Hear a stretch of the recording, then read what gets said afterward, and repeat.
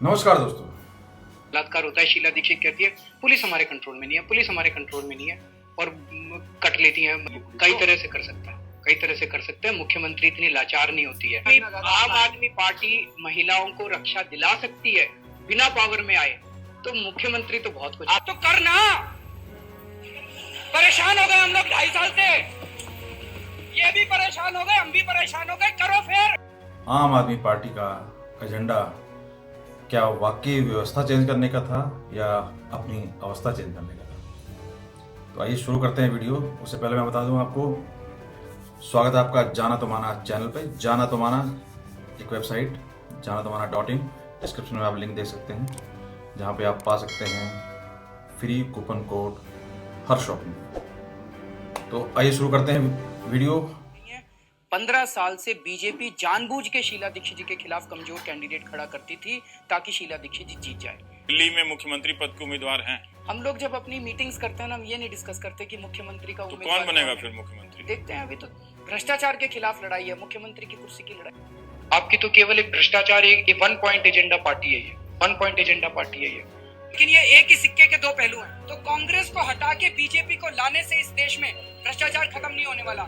सत्ता परिवर्तन से नहीं, व्यवस्था परिवर्तन से। कुछ भी भ्रष्टाचार भ्रष्टाचार भ्रष्टाचार। दोस्तों 6 साल के करीब होने जा रहे हैं, तो आप देख सकते हैं भ्रष्टाचार का ना तो नाम है कहीं, ना भ्रष्टाचार के बारे में अब आम आदमी पार्टी कोई बात करती है, दिखाई देती होगी आपको। मुद्दा चेंज, एक के बाद दूसरा मुद्दा, दूसरे के बाद तीसरा मुद्दा। नेता लोग और पॉलिटिशियन झूठ बोलते हैं, लेकिन हम लोगों ने इनको कभी नेता समझा ही नहीं।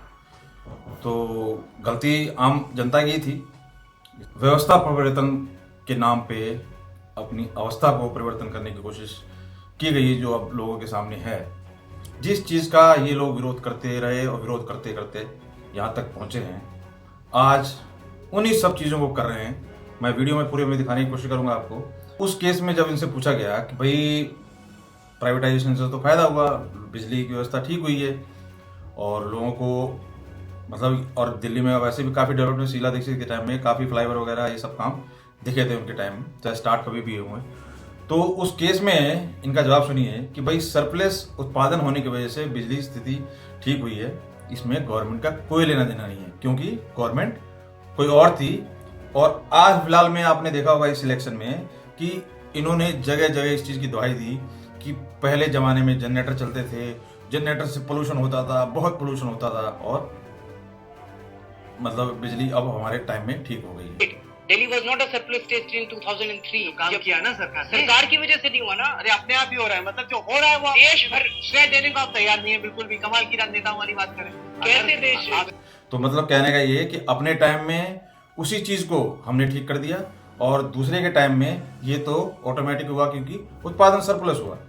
मैं बहुत आम आदमी हूँ, मैं बहुत ही तुच्छ आदमी हूँ, जो कि इस देश का मरा पिटा कुचला आदमी, जो महंगाई और भ्रष्टाचार से त्रस्त हो चुका है। ये है आम आदमी। आने से पहले पावर में इनको काफी डोनेशन मिला कि भाई हमें तो 20 करोड़ 30 करोड़ 40 करोड़ ही मिलते हैं। हमारी टक्कर तो उन पार्टियों से है जहां करोड़ों की, जहां 3000 करोड़ 4000 करोड़ जाने क्या क्या करोड़, जो मन में आया अनाप शनाप इतने करोड़ इनके पास हैं। हमारी टक्कर उनसे है, हम तो कहीं नहीं ठहरे। लेकिन अब ये देखिए, इसमें इनसे जब पूछा गया कि भाई आप फिर कैसे करेंगे, आपका क्या मतलब एजेंडा है, तो कल काला धन वो इसी तरह से निकाल रहे हैं, फ्रंट पेज ऐड देके, हाँ। सारे टीवी चैनलों में ऐड देके, इसी तरह से तो निकाल आपके रहे हैं। पास ऐड देने के पैसे हैं। पैसे ही नहीं है। आज आप वही मार्केटिंग कर रहे हैं, आप वही सेल्फ प्रमोशन कर रहे हैं, आप 526 करोड़ उस पर डाल रहे हैं। कल तक जो पब्लिसिटी को और इसको गलत मानते थे, आज आपने देखा होगा कि प्रदूषण 25% कम हो गया। इसके लिए भी इनको इश्तिहार लगानी पड़ती है कि हमने कम कर दिया। प्रदूषण 20% बढ़ गया, उसके लिए भी इश्तिहार लगानी। 10 दिन 10 कदम, मतलब हर चीज के लिए इनको इश्तिहार लगानी पड़ती है। इतना इनको फोबिया हो गया है इस चीज का कि आप देखिए दिल्ली में चौराहे चौराहे पे आपको प्रदूषण से युद्ध करते मिलेंगे लोग, जो कि चौराहे पे आप सोचिए सारे दिन कोई चौराहे पे खड़ा है अगर 500-700 रुपये के लिए, वो अपनी लाइफ के साथ कितना बड़ा उसके साथ मतलब उसकी लाइफ के लिए संकट है कि जो सिर्फ पब्लिसिटी के लिए खड़ा है वहाँ पे, अवेयरनेस के नाम पे वहाँ युद्ध का बोर्ड लेके खड़ा है हर चौराहे पे। तो इस लेवल की इनमें फोबिया कि मीडिया में रहना है, पब्लिक में 24 घंटे जिक्र फिक्र बात हमारी होती रहनी चाहिए। बीजेपी कहती है कि भैया मेहनत करनी पड़ेगी, आपको जीरो से स्टार्ट करके ऊपर अपनी मेहनत पे जाना पड़ेगा। कोई आपको कुछ देने लेने वाला नहीं है, कोई कुछ करने वाला नहीं है। आप अपनी मेहनत से जहाँ हैं आज हैं या कल होंगे, आप अपनी मेहनत से होंगे। इन पार्टी का ये है कि भैया आप कुछ मत कीजिए, आप बस हमें वोट दीजिए और हम आपको सब कुछ फ्री देंगे। इसके अलावा तो कोई कंसेप्ट में डिफरेंस नहीं है। आइए अब आगे चलते हैं कि प्रॉब्लम इनकी ये थी कि इनके पास पैसे नहीं थे ऐड देने के लिए, तो भ्रष्टाचार साइड में हो गया और चीज़ें सारी साइड में हो गई। अब इनको क्या काम किया है उसको बताने के लिए ऐड करनी पड़ती है, क्योंकि मीडिया तो सच दिखाता है और सच्चाई कुछ और ही है। एक टन माल के ऊपर अगर 100 रुपए लगा दिए तो 10 पैसे पर केजी महंगा हुआ। ये मैंने प्रेस कॉन्फ्रेंस में भी बताया था आपके रिपोर्टर को। लेकिन आपकी बड़ी स्टोरी क्या थी? केजरीवाल ने महंगाई कर दी, केजरीवाल ने महंगाई कर दी। तो फिर हमें होर्डिंग लगा के एडवर्टाइजमेंट करके जनता को बताना पड़ता है। आइए अब मैं आपको दिखाता हूं कि एक्चुअल में जो सिस्टम, देखिए कोई कभी भी कहीं किसी पोजीशन पे बने, आप अगर कोई किसी भी पद पे जाते हैं, चाहे नौकरी हो, चाहे आप टीचर बनते हैं, चाहे आप कोई गवर्नमेंट ऑफिसर बनते हैं, किसी भी IPS IVS या आप किसी बैंकिंग है, किसी भी पोजीशन पे जब आप जाते हैं तो आप अपने हिसाब से नहीं, सिस्टम के हिसाब से काम करते हैं, यही होता है। तो अब जब बात एक्चुअल काम की है तो अब सुनिए कि जब इन्होंने पेट्रोल के ऊपर दिल्ली में वैट बढ़ाया, क्योंकि पहले यहाँ पे कम था, 2-2.5 रुपए का फर्क था, तो उसके लिए दलील सुनिए कि एक्चुअल में काम कैसे करना होता है, जिसमें उन सबको जिसको भी कोसा गया है इनके द्वारा, उनके साथ मिलके काम करना होता है। सुनिए। तब फाइनेंस मिनिस्टर ने तय किया कि डिफरेंशियल वैट रेट्स की वजह से, जैसे मान लीजिए दिल्ली में वैट का रेट कम है और उत्तर प्रदेश में वैट का रेट ज्यादा है, तो उसकी वजह से जो इंटर बिलिंग होती है वो फर्जी बिलिंग बनती है। सो ये तय हुआ 5 या 6 फाइनेंस मिनिस्टर्स के बीच में कि जो डिफरेंशियल वैट रेट्स हैं अलग अलग आइटम्स के ऊपर, इसको यूनिफॉर्म किया जाएगा। ये एक बहुत ही सराहनीय कदम। तो ये है काम के तरीके से होता है, और गुमराह करना, लोगों को मिसगाइड करना और एक दूसरे के ऊपर थूकना, वो एक अलग है। लीडर एक्चुअल में कहां से आते हैं, मतलब दलील सुनिए इनकी। स्टार्ट में जब ये पावर में नहीं थे तो जी नेता ऐसे नहीं होता कि ऊपर से कहीं से असाइन कर दिया, बीजेपी ने किसी को बना दिया, कांग्रेस ने किसी को बना दिया, इसको ऊपर से ले आया, इसको जमीन से निकलता है, जानिए। और मैं उसके बाद दिखाऊंगा कि जब इनकी बारी आई तो वो जमीन, कौन सी जमीन से निकला कोई बंदा। सड़कों की खाक छाननी पड़ती है। लीडर ऊपर से अपॉइंटमेंट लेटर से लीडर नहीं बनते हैं। मोदी जी ने आज फलाने को ये बना के भी, ऐसे लीडर थोड़ी होते हैं। लीडर तो नीचे से खाक छानने से बनते हैं। सत्येंद्र जैन की बेटी, लेकिन उन्हें ये जिम्मेदारी दी क्यों गई? वो एक आर्किटेक्ट हैं, उन्होंने किस तरह से मदद की थी या वो किस तरह से सलाह दे रही थी इसमें? एंड कल जो इन्होंने बीजेपी वालों ने शोर मचाया, शी इज ऑलरेडी रिजाइनिंग। अब पावर में आने के बाद जो बीजेपी कांग्रेस चोर थी, जिनके ऊपर कुछ भी मतलब आप इल्जाम लगा रहे थे, जिनको बुरा भला कह रहे थे, अब उनका डर इन्हें सता रहा है पावर में कि वो हमारी कोई पोल ना खोल दे और वो हमको अपोज कर रहे हैं, हमारे खिलाफ बोल रहे हैं। तो उनको मतलब ये जो कल तक ज्ञान बांट रहे थे, जो नसीहत दे रहे थे कि ऐसा हो रहा है, वैसा हो रहा है, जमीन से निकलता है बंदा और ऐसे होता है और वैसा होता है, आज इनको जब सत्ता मिली तो वही सब किया इन्होंने जो सब करते थे।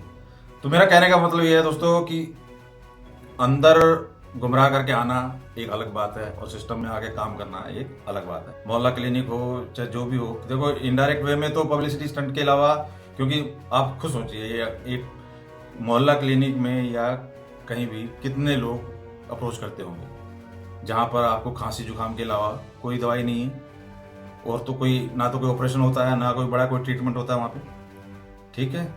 तो लेकिन पब्लिसिटी सबके साथ होती है। जब बोर्ड लगा है, जब सारी चीज जगह जगह आपको दिखाई दे रहे हैं केजरीवाल साहब, तो पब्लिसिटी तो हर किसी के लिए हो रही है, चाहे कोई किसी कैटेगरी में भी हो। तो अब जनता के मुद्दे पे फाइट करने वाले के विचार पहले सुनते हैं, फिर मैं दिखाता हूँ कि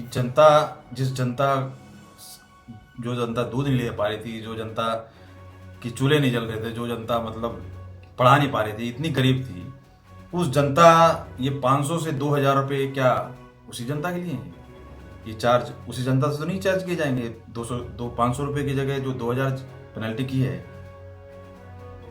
वो उसी जनता से नाराज होंगे। जनता का घर नहीं चल रहा, जनता की सब्जी नहीं बन रही, जनता से दूध नहीं खरीदा जा रहा, जनता अपने बच्चों को पढ़ा नहीं पा रही है, वो जनता के मुद्दे हैं। जनता को कोई लेना देना नहीं है, चाहे मोदी बन जाए, राहुल गांधी, हमें भ्रष्टाचार से मुक्ति दिला दो जी, हमें सच्चाई और ईमानदारी की पॉलिटिक्स चाहिए, बहुत हो गया, लुट गए हम लोग। बीजेपी के अलावा हर पार्टी के साथ आपको नजर आएगा, ये कलकत्ता में भी चले जाते हैं महागठबंधन में शामिल होने के लिए। इनको लालू से भी कोई एतराज नहीं है, इनको किसी भी पार्टी से आपको देख लीजिए कहीं इनको एतराज नहीं दिखाई देगा सिवाय बीजेपी से और खासकर मोदी से। तो आप खुद समझिए कि भ्रष्टाचार से शुरू होती हुई पार्टी सिर्फ और सिर्फ बीजेपी पे टारगेट कर रही है। अब इनका विचार सुनते हैं। देखिए, कुछ भी हो जाए मोदी नहीं आना चाहिए, तो इसका मतलब अब एजेंडा क्लियर हो गया। अब इनको भ्रष्टाचार से कोई लेना देना नहीं, अब किसी तरीके का कोई मुद्दा नहीं, सिर्फ मोदी को रोकना है। अगर बीजेपी की सरकार आती है, अगर नहीं आती है, अगर आती है, अगर नहीं आती, अगर आती है तो भगवान से दुआ करो ना आए, तो दुआ करो बीजेपी ना आए। तो अब फाइट बीजेपी और आम आदमी या कांग्रेस, सारे बीजेपी एक और सारी पार्टियां एक तरफ, इसमें कोई दो राय नहीं है। आप न्यूट्रल होकर सोचिए। मैं उस बात को क्लियर करने जा रहा हूं कि एजेंडा क्लियर होना चाहिए कि आखिर ये लोग चाह क्या रहे हैं और कर क्या रहे हैं। क्योंकि अभी हाल फिलहाल में जो इलेक्शन हुए थे उसमें जिस तरीके से इन्होंने अपनी एंड से किसी को भी चीफ मिनिस्टर घोषित कर देना, जैसे मनोज तिवारी का इन्होंने खूब तमाशा बनाया, खूब वीडियो वायरल की, खूब रिंकिया का पापा किया और खूब मजाक बनाया, तो ये तो इनकी साफ एजेंडा आपको नजर आएगा। मैं दिखाऊंगा आपको वो कितने लोग इनडायरेक्ट वे में जुड़े हुए हैं जो कि इनके बेनिफिट से अपना बेनिफिट कर रहे हैं। स्कूल को इन्होंने बहुत अच्छा कर दिया। तो obvious सी बात है, मैक्सिमम लोग तो ये तो है नहीं कि पूरी दिल्ली सरकारी स्कूल के ऊपर डिपेंडेंट है और प्राइवेट स्कूल बंद हो गए हैं, लेकिन कहने में सुनने में सबको अच्छा लगता है, जी गरीबों का भला हो रहा है, बहुत अच्छा हो रहा है। लेकिन पब्लिसिटी के लिए और बोलने के लिए आप किसी से बात कीजिए, हाँ जी सरकारी स्कूल की व्यवस्था बहुत ठीक हो गई है सर, दिल्ली में एक बात तो मानना पड़ेगा। जी आपका बच्चा का पढ़ रहा है, मेरा तो सर बाहर पढ़ रहा है। इवन इंडिया में भी बच्चा उसका नहीं पढ़ रहा है, उसके मुंह से सरकारी स्कूल की तारीफ आप सुन सकते हैं। कन्विंस्ड हैं और कन्विंस्ड थे कि अगर शिक्षा को हमने ठीक कर दिया इस देश के अंदर तो हमारा देश कहीं का कहीं जा सकता है। मतलब बच्चों से जब पूछा जाता है इनके द्वारा कि आपसे अगर कुछ काम करने को आपको दिया जाए या आपसे बोला जाए कि आप क्या 2 ऐसी चीजें या 3 ऐसी चीजें करोगे अगर आपको ताकत दी जाती है, तो सुनिए वो क्या ठीक करने को कह रहे हैं।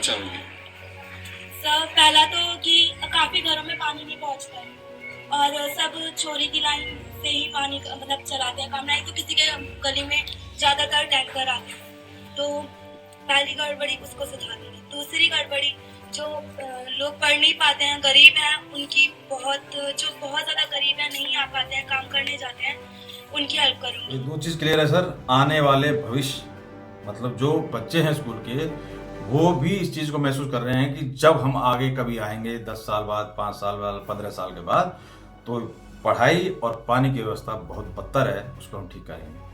लेकिन ये पार्टी तो इस चीज का दावा कर रही है कि हम तो यही सब ठीक कर रहे हैं। आप खुद सोच सकते हैं, मैं न्यूट्रल होकर बात करने की कोशिश कर रहा हूं, लेकिन जिसको जो समझना है वो वही समझेगा। अब आगे चलते हैं। पिछले इलेक्शन में सीए और एनआरसी के ऊपर काफी बवाल हुआ, काफी धरने हुए, शाहीन बाग का किस्सा सब चीज आपको पता होगा। उस केस में इनकी क्या कहेंगे, एक सातराना बयान लगा लीजिए किस तरीके से एनआरसी और सीए के ऊपर इन्होंने किस तरीके से लोगों को गुमराह करने की कोशिश की। सरकार द्वारा जारी किया गया अपना प्रमाण पत्र है और अपने माँ बाप का प्रमाण पत्र है। जरा हाथ खड़े करो। बहुत कम लोग हैं, 10 या 12 लोग हैं पूरे ऑडियंस में, बाकी सबको देश छोड़ के जाना पड़ेगा। इस वीडियो का दिखाने का मेरा मकसद ये है कि भाई कि अगर 100 में से 80% लोगों के पास डॉक्यूमेंट नहीं है इस चीज के कि वो बर्थ कहाँ हुआ, अगर इस बेस पे उनको बाहर करने लगेंगे तो यहाँ कितने बचेंगे? 100 में से अगर 80 लोग बाहर होते हैं तो 20 बचेंगे। ये कहीं से भी कोई भी लॉजिक इसमें बनता है कि 20 लोग 80 लोगों को बाहर कर दें? एक कॉमन मैन से सोच के देखिएगा। लेकिन उन्होंने कितना गुमराह करने की कोशिश की और इस चीज को भी यूज किया। इससे ये सिर्फ ये प्रूव हुआ कि इनका एजेंडा स्कूल शिक्षा बेसिक चीजें नहीं है साहब, ये बहुत ऊपर तक की सोच रहे हैं। बीजेपी और कांग्रेस वाले ऐसे लगते हैं कि रात को एक ही कमरे में बैठ के स्ट्रेटेजी बनाते हैं। और वहाँ आप भी होते हैं, ना, जो हम पता नहीं चल होते। जाता है। तो सबको तकलीफ ये है कि ये अच्छा खासा इनका परिवार था, बीजेपी, कांग्रेस, एसपी, बीएसपी, ये शरद पवार, फलाना टिक्का, सबका अच्छा खासा हंसता खेलता परिवार था। ये कहाँ से आ गए बाहर वाले? ये इससे ये बात क्लियर होती है कि इन्होंने जितना अटेंशन मीडिया का इनको मिला, जितना मतलब न्यूज़ चैनल ने इनको किया कवर, और एक एक बातें ये बोल पाए, मैनिपुलेट कर पाए, कुछ भी जो मन करे कुछ भी बोलो और अपने एंड से बोलो। अगर ये चीज़ हुई तो ऑटोमेटिक हुई, इसमें कोई राय नहीं, कोई इनका काम नहीं है, कोई इन्होंने कुछ नहीं किया। और अगर ये नहीं हुई तो भैया ये क्यों नहीं हुई? बिजली के दाम कम हैं तो क्यों कम है, और ज़्यादा है तो क्यों ज़्यादा है? भैया दोनों चीज़ों में इन्होंने इस तरह से ट्रैप किया। और बीजेपी को ट्रैप इसलिए ये कर पाए क्योंकि बीजेपी ने हमेशा हर चीज़ का जवाब एग्रेसिवली देने की कोशिश की, चाहे ऐड के ऊपर खर्चा हो या किसी भी तरीके की चीज़ें हो। उनका एग्रेसिवनेस, जब वो एग्रेसिव होके जब वो बोलते हैं तो जनता को अपील नहीं करती और इनको बेचारा बनने की फिर एक मौका बीजेपी दे देती है। इस देश का अगर आम आदमी खड़ा हो गया ना जिस दिन, बड़े बड़े सिंहासन डोल जाएंगे। तो फिर ये हम तो छोटे आदमी हैं जी, हम तो जितनों को इन्होंने कोस के पार्टी बनाई और कीचड़ में, पॉलिटिक्स रूपी कीचड़ में अपने आप को कहा कि घुसना पड़ेगा हमें, उन सब के साथ इनको कोई प्रॉब्लम नजर नहीं आ रही है। सिवाय आपने देखा होगा जब इंडिया करप्शन अगेंस्ट करप्शन जब ये मूवमेंट चला था तो काफ़ी लोग इन्वॉल्व जुड़े थे, चाहे आपका ये एंकर आशुतोष हो, चाहे राठी हो, चाहे आपका ये, इतने लोग हैं। आप इनका अगर आप जाके बैक देखेंगे और इनकी हिस्ट्री जानेंगे तो ये सारे उस मूवमेंट के बाद एक्टिव हुए हैं और इनका धंधा उसके बाद से चला है।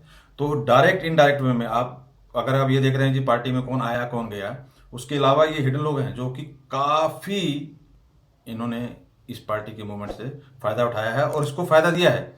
इसका इनका एजेंडा ये रहा कि देखिए, एक बात आप मान के चलेंगे, जब नई पार्टी को बनती है तो आज अगर आप किसी पार्टी के साथ जुड़ना चाहते हैं, सपोज एग्जिस्टिंग पार्टी है, बीजेपी है, कांग्रेस, कोई भी, तो उसमें आपको कंपटीशन है, फाइट है, आप इजीली अंदर इन्वॉल्व नहीं हो सकते। लेकिन इस पार्टी में प्लस पॉइंट ये हुई कि ये सारी की सारी चीज़ें नहीं थी, तो जिसने, किसी ने मीडिया पकड़ा, किसी ने डिजिटल मीडिया पकड़ा, किसी ने पेपर मीडिया पकड़ा, किसी ने पोस्टर पकड़े, किसी ने टोपी पकड़ी, और वो सब के सब एज ए प्रोफेशनल वे में इससे जुड़ते चले गए और उनका अपना एजेंडा, जैसे अब डिजिटल मीडिया में सपोज अगर किसी ने इसमें एंट्री मारी और इसको सपोर्ट करने लगा इनको, तो उसका अपना भी चैनल था या अपना जो भी न्यूज़ चैनल या प्रिंट मीडिया जो भी, उसको प्रमोट करने का बहुत अच्छा मूवमेंट मिल गया।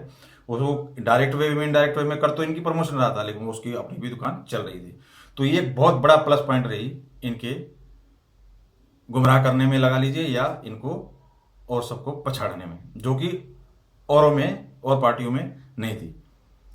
सिंपल सा अगर मैं एग्जांपल दूं तो आप अगर किसी दुकान पे जाते हैं तो आप किसी ब्रांडेड चीज़ का नाम लेते हैं, सपोज किसी भी चीज़ का, कि आपको वो चाहिए, लेकिन अगर दुकानदार आपको किसी लोकल चीज़ की 10 क्वालिटी बता के आपको देता है तो आप मानेंगे इस बात को कि उसकी सेल भी बढ़ेगी और वो डायरेक्ट अप्रोच करता है और वो हिडन अप्रोच होती है। केजरीवाल जो आम आदमी पार्टी के लिए है, वो बीजेपी के लिए मोदी जी हो गए हैं। इतनी आसानी से नहीं होता ये, लेकिन भक्त बनर्जी भी ना पकड़ लेता है। आज हमारे साथ हैं, पकड़ लिए हैं अरविंद केजरीवाल को। और ज़्यादा वीडियो लंबी नहीं करते दोस्तों, अब लास्ट में मैं, अगर आपको किसी को डाउट हो कि एक्चुअल में आम आदमी पार्टी किसका एजेंडा चला रही थी, ये किसकी भी पार्टी है, तो इस वीडियो से आपको क्लियर हो जाएगा कि वो किसका एजेंडा चला रही है। मणिशंकर जी से मैं बर्कले में मिला था पहली बार, इनका भाषण सुना था, मैं बहुत इम्प्रेस हुआ था। इन्होंने बताया था कि किस तरह से Rajiv Gandhi ji complete political decentralisation करना चाहते थे, ग्राम सभाओं को पावर देना चाहते थे, मोहल्ला सभाओं को पावर देना चाहते थे, लेकिन वो सपना उनका पूरा नहीं हो सकता। And I think he was the right hand man in the dream. वो गोबर हटा के भेजा मुझे डालना है और वो मैं कर रहा हूँ, धीरे धीरे करता चलूंगा जब तक मैं जिंदा हूँ। तो आशा करता हूँ दोस्तों आपको ये वीडियो पसंद आई होगी, और लास्ट में इस वीडियो के साथ मैं छोड़ जाता हूँ, और मेरे चैनल को लाइक सब्सक्राइब करना ना भूलें। अगर आपको वीडियो पसंद आई है तो लाइक सब्सक्राइब जरूर करें, क्योंकि जिसको पसंद नहीं आई है बॉस डिसलाइक जरूर करेगा। तो ये आपका फर्ज बनता है, अगर आपको पसंद आई है तो लाइक करना बिल्कुल ना भूलें, और अगर आप नए यूज़र हैं तो सब्सक्राइब कर लें मेरे चैनल को, मैं कोशिश करता हूँ न्यूट्रल होकर बात करने की, किसी को अच्छी लगे चाहे बुरी। धन्यवाद दोस्तों। ये कह रही हैं आप हमें वोट दो, हम राजा बनेंगे और राजा बन के हम आपका भला करेंगे। हम ये कह रहे हैं जी हम कुछ नहीं कर सकते, हम तो आम आदमी है, पिटे मरे कुछ नहीं।